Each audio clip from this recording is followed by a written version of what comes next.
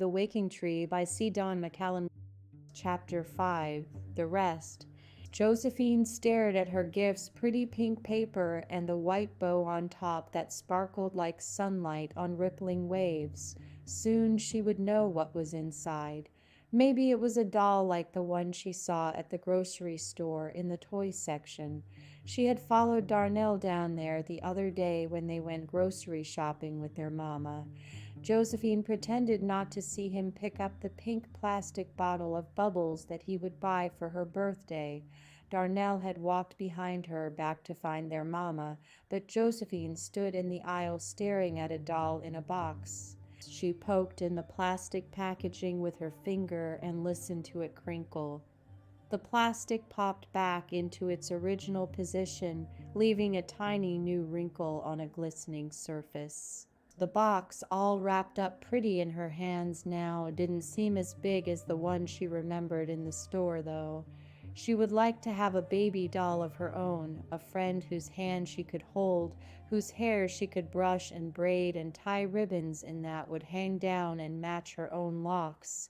If she had a doll friend, she could tell secrets, and this friend would never tell anyone. She'd just smile and love her the same as always. She thought of shaking the little gift, but she didn't want to seem like all she cared about was her present. She wanted her mama to know that she liked her cake, too. She laid her present on the table. "Aren't you going to put any icing on it?" Darnell asked, his nose upturned. "Josephine, do you mind if Mama doesn't put icing on your cake?" Abra's voice was as haggard as her appearance. The tiny girl shook her head. "No, Mama," Abra sighed. What little life she held was paper thin and colorless. Everything seeped out of her pores and dwindled down the drain in last night's bath.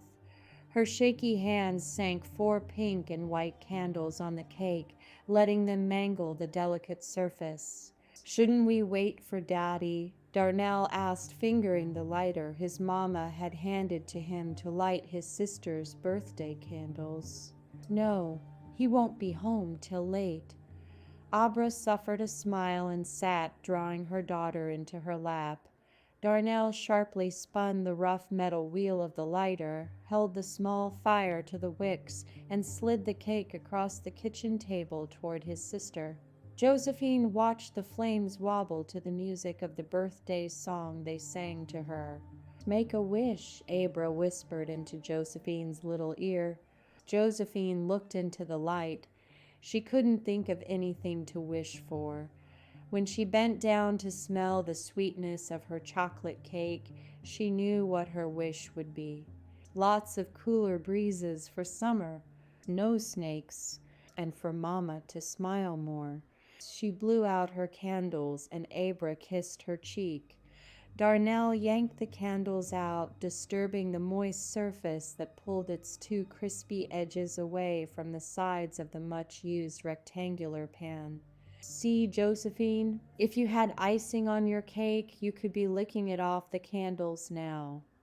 He put the candles in his mouth, sucked their wavy spiral textures, and tossed them on the table.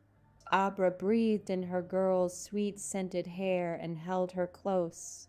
"Darnell, why don't you cut the cake?" Darnell took the knife, cut 3 squares of varying sizes, and put them on the plates his mama had set out. The forks clanked on the plates, and no one looked at each other. A mixing bowl and some of last night's dishes rested, flooded in the sink. The other dishes lay flaked with dried food, wanting to be scrubbed clean.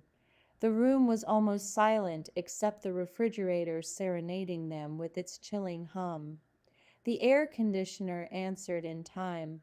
In the living room, a pile of white laundry upset the soft line of the couch, waiting to be folded and placed in the appropriate drawers, shelves, and hangers.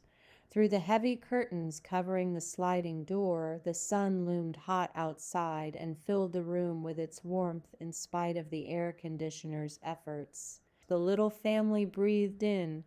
They breathed out. Lonely crumbs lay scattered on their plates, and Abra handed Josephine her gift. Now all would be revealed. Josephine sat smiling at her box. Somewhere a cool breeze unleashed itself on her arm. There would be no snakes.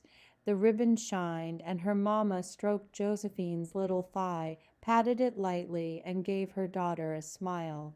Can I wait for Daddy? Josephine asked, running her fingers along the soft grooves of her ribbon. You don't want to open it now. Abra snuggled her daughter's cheek. The light reflected off of the ribbon and caught in Josephine's eye. Daddy won't mind. Go ahead. Josephine pulled the paper, tearing the pink away to discover the box underneath, a little pretend cardboard house landscaped with yellow and pink flowers among the two green grass blades with a wide window of clear plastic. A doll with pretty black hair and blue eyes slept inside, a little Josephine. Smiling, she handed the box to her mother to take out her new baby. Abra slid out the thin cardboard that the doll was twist-tied to and freed the doll where she was held at the neck, wrists, and ankles. Her gingham blue dress picked up the sky blueness of her eyes, making them seem real. Dead and empty, but real. Those eyes knew more than plastic should. They were secret seers that blinked and clicked when you moved her. They shut tight when she was flat on her back. Darnell sat looking at the doll, crushing cake crumbs with his fingertips and licking them off. What are you going to name her? Abra asked. Josephine smoothed her pretty new doll's hair and looked up at her mother. Rachel, she said, wishing she had waited for her daddy. She looked at the chair where her daddy would have sat if he were here with them. He's working late tonight. Abra saw the reluctance of her daughter to enjoy her little party. Here, she said, love, patting Josephine's thigh, sliding the girl down her rising legs. Let's cut him off a piece of cake, and you can write him a note telling him you wished he was here. Abra dragged a drawer open and pulled out some paper, a flimsy box of crayons, and set them on the table in front of Josephine. Darnell, cut him off a slice, and I'll get some plastic wrap to put over it. Maybe you could make some icing first, he suggested, the knife already desiring the spongy, sweet softness of the cake's tenderness. Abra stopped to look at him. She saw Josephine, too, swishing her doll in alternating patterns of vertical and horizontal lines. Awake, asleep, smiling. The doll's clicking eyes and Darnell's wish roused her from the near hypnotic state that had held her all afternoon. Inhaling deeply, she stepped to the pantry and started searching for the ingredients. Come on, I'll show you how to make icing, she said, letting her fingers sink into the mushy softness under the plastic bag of powdered sugar. Darnell scooted his chair back and stood beside her as she searched for the remaining ingredients his mother told him to get. You can clean out that mixing bowl, the one in the sink, and Josephine, honey, start on your letter. Josephine pictured the way her daddy's eyes would look when she gave him her letter. His mouth would let its corners turn up and free a smile.